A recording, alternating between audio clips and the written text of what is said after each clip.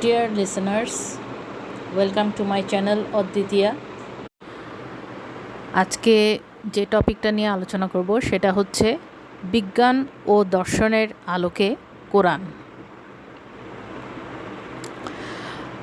বর্তমানে আমরা দেখতে পাচ্ছি যে ইসলাম ধর্ম সম্পর্কে মানুষের আগ্রহ বেড়েছে এবং মানুষ এখন নতুন করে জানার চেষ্টা করছে। পাশাপাশি ধর্মীয় গুরুরা কোরআনের আয়াতগুলোকে নতুনভাবে ব্যাখ্যা করার চেষ্টা করছে, শব্দগুলোর অর্থ নতুনভাবে পরিবর্তন করছে, পরিমার্জনও করছে।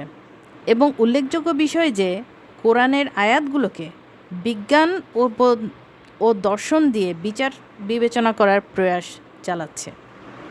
তো আসুন বোঝার চেষ্টা করি যে কেন কোরআনকে বিজ্ঞান ও দর্শনের সাথে সরাসরি তুলনা বা বিচার করা যেতে পারে না এবং এর সীমাবদ্ধতাগুলো কী। বিজ্ঞান, সায়েন্স, দর্শন, ফিলোসফি এই দুটি ক্ষেত্রে জন্মই আসলে কোরআন অবতীর্ণ হওয়ার বহু শতাব্দী আগে। দর্শনের জনক যারা, তাদের মধ্যে রয়েছে সক্রেটিস, প্লেটো, অ্যারিস্টটল। এনাদের সময়কাল কখন ছিল আসুন দেখি। সক্রেটিস খ্রিস্টপূর্ব 470 থেকে 399, প্লেটো খ্রিস্টপূর্ব 427 থেকে 347, অ্যারিস্টটল খ্রিস্টপূর্ব 384 থেকে 322। কোরআন অবতীর্ণ হয় আনুমানিক 610 খ্রিস্টাব্দে। অর্থাৎ এই তিনজনই কোরআন আসার প্রায় 1000 বছর আগে পৃথিবীতে বেঁচে ছিলেন। আসুন দেখি তাদের অবদানগুলো কী ছিল। তাদের অবদান ছিল সক্রেটিস নৈতিক দর্শন ও যুক্তিবোধের ভিত্তি স্থাপন করেন। প্লেটো রাষ্ট্র, আত্মা, জ্ঞান ও সত্য নিয়ে দর্শনের সংগঠিত রূপ দেন। অ্যারিস্টটল যুক্তি, জীববিদ্যা, পদার্থবিদ্যা, রসায়ন, রাজনীতি ও নীতিশাস্ত্র সব কিছুতেই বৈজ্ঞানিক ও যৌক্তিক বিশ্লেষণ দিয়েছেন। তাই তাদের বলা হয় the father's of western philosophy. এবার দেখা যাক বিজ্ঞানের জনক কারা। বিজ্ঞানের জনক থেলিস, পিথাগোরাস, অ্যারিস্টটল, আর্কিমিডিস। সময়কাল খ্রিস্টপূর্ব যুগ। থেলিস অফ মাইলেটাস খ্রিস্টপূর্ব 624 থেকে 546। তিনি প্রথম বিজ্ঞানী যিনি প্রকৃতিকে দেবতার কৃপা নয়, প্রাকৃতিক নিয়মে ব্যাখ্যা করেছিলেন। পিথাগোরাস খ্রিস্টপূর্ব 570 থেকে 495, গণিত, জ্যামিতি, সঙ্গীতের তত্ত্বে অগ্রণী ভূমিকা রেখেছিলেন। আর্কিমিডিস খ্রিস্টপূর্ব 287 থেকে 212, যান্ত্রিকতা, পানির চাপ, ভাসমানতা নিয়ে আধুনিক পদার্থবিজ্ঞানের ভিত্তি গড়েছিলেন। অ্যারিস্টটল যুক্তির পাশাপাশি প্রকৃতিবিদ্যা ও জীববিদ্যার সূচনা করেছিলেন। এরা সবাই কোরআনের আগে ছিলেন এবং আধুনিক বিজ্ঞানের বীজ বপন করেছিলেন। তাই বলা হয় Thales is the father of science, Aristotle is the father of logic and biology, Archimedes is the father of philosophy.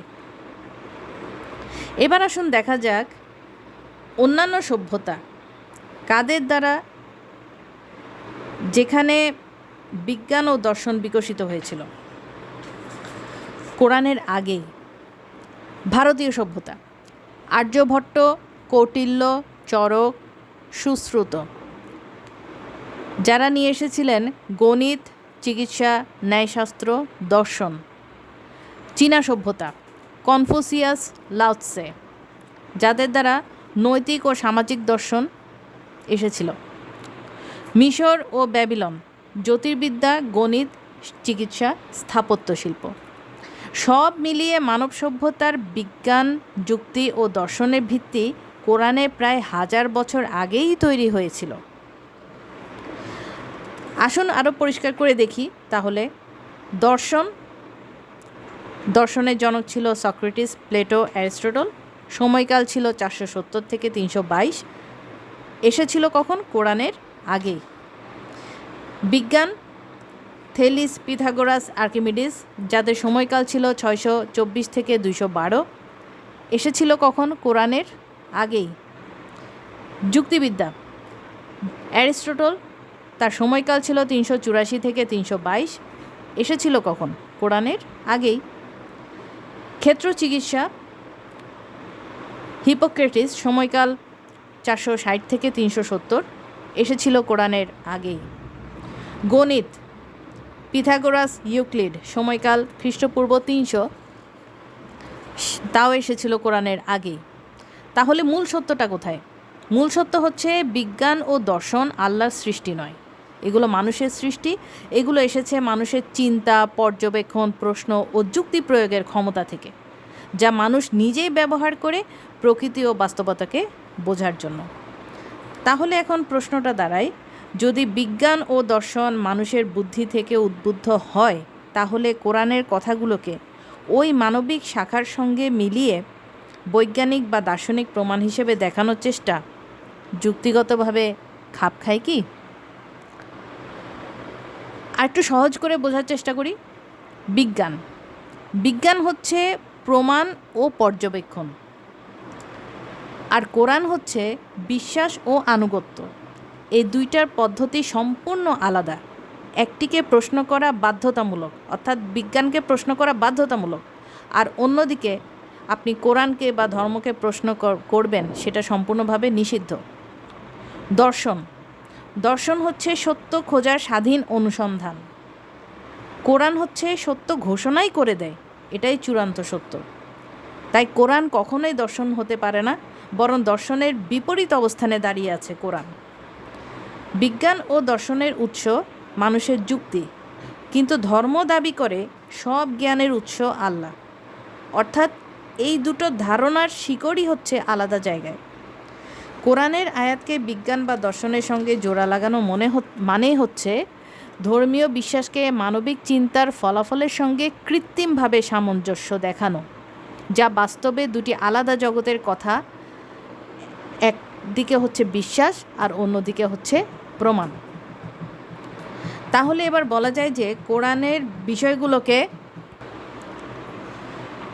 বিজ্ঞান ও দর্শনের সাথে মিল করার কোনো যৌক্তিকতাই নেই, কারণ বিজ্ঞান ও দর্শন কোনো ঐশী প্রকাশ নয়, এগুলো এসেছে মানুষের অনুসন্ধানী মস্তিষ্ক থেকে। আর কোরআন এসেছে অবিশ্বাস করো না, মানো, এই বিশ্বাস কাঠামো থেকে। তাই এই দুটোকে মেলাতে গেলে একদিকে বিজ্ঞান ও দর্শনের ভাবমূর্তি স্বাধীনতা নষ্ট হয়, আর অন্যদিকে কোরআনের বিশ্বাসযোগ্যতা দুর্বল হয়ে যায়। কারণ কোরআনের বিশ্বাসের ভিত্তি হচ্ছে কেবলমাত্রই অন্ধবিশ্বাস। ধন্যবাদ।